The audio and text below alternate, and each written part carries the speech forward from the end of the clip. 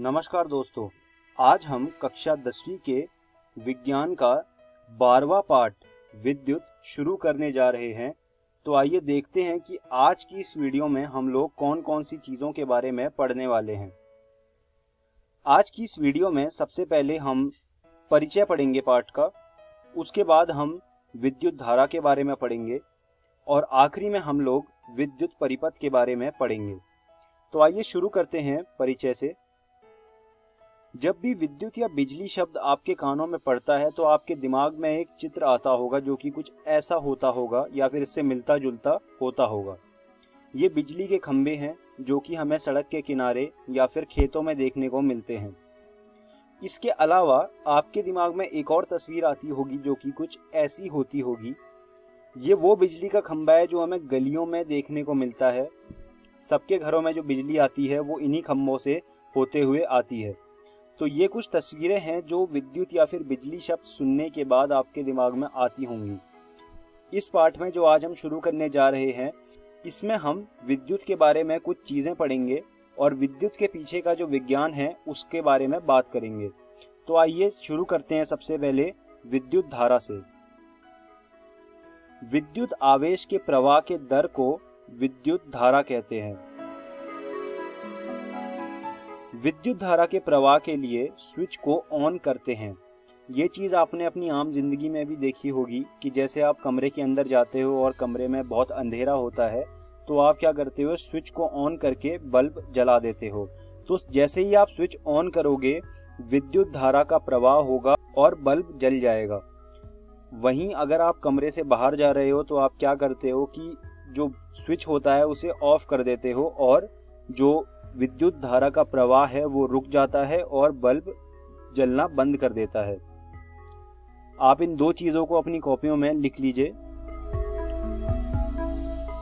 अभी जो आपके सामने चित्र आया है वो टॉर्च का चित्र है। टॉर्च आपने आम जिंदगी में देखी होगी और इस्तेमाल भी की होगी। टॉर्च का इस्तेमाल हमेशा तब किया जाता है जब अंधेरा होता है और बिजली नहीं होती, तो आप उस समय टॉर्च का इस्तेमाल करते हैं। आज मैं आपको बताना चाहता हूं कि टॉर्च अंदर से कैसे दिखती है। टॉर्च में एक बल्ब लगा होता है, उस बल्ब के पीछे दो बैटरियां लगी होती है और एक स्विच होता है। स्विच क्या करता है, जो विद्युत परिपथ बनता है पूरा उसको तोड़ देता है या फिर सही समय पर उसको जोड़ भी देता है। जब हमें टॉर्च का उपयोग नहीं करना होता तो हम स्विच को ऑफ कर देते हैं और विद्युत परिपथ टूट जाता है, जिसके कारण बल्ब जलना बंद कर देता है। जब हमें बल्ब को जलाना होता है तो हम स्विच को ऑन कर देते हैं और बल्ब जल जाता है। तो ये काम होता है स्विच का। आप इस चित्र को अपनी अपनी कॉपियों में बना लीजिए। अब आगे बात करते हैं जो विद्युत धारा का फॉर्मूला होता है।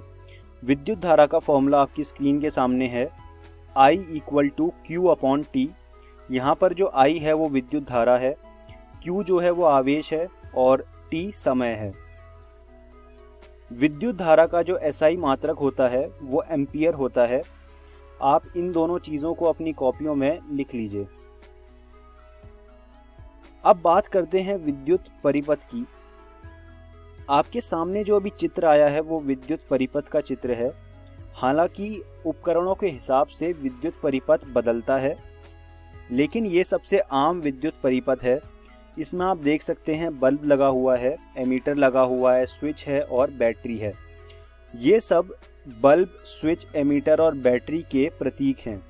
हम लोग कभी भी विद्युत परिपथ में असली चित्र नहीं बनाते, हम हमेशा प्रतीकों का इस्तेमाल करते हैं। I जो है वो विद्युत धारा को दर्शाता है। आप इस विद्युत परिपथ को अपनी अपनी कॉपियों में बना लीजिए। अब हम इस वीडियो के अंत में आ गए हैं। अब जानते हैं कि आज की इस वीडियो में हमने क्या क्या चीज़ें सीखी। सबसे पहले हमने पाठ का परिचय पढ़ा, उसके बाद हमने विद्युत धारा के बारे में पढ़ा और आखिरी में हमने विद्युत परिपथ के बारे में पढ़ा। मैं उम्मीद करता हूँ आपको मेरी पढ़ाई हुई सारी चीज़ें समझ आई होंगी और आपको ये सुझाव दूंगा कि आप विज्ञान की NCERT से इन सब चीज़ों को दोबारा से पढ़ लीजिएगा और साथ ही इनके कुछ प्रश्न भी हल कर लीजिएगा। अगली वीडियो में हम लोग विद्युत विभव के बारे में पढ़ेंगे, विभवांतर के बारे में पढ़ेंगे और प्रतीकों के बारे में पढ़ेंगे। धन्यवाद दोस्तों।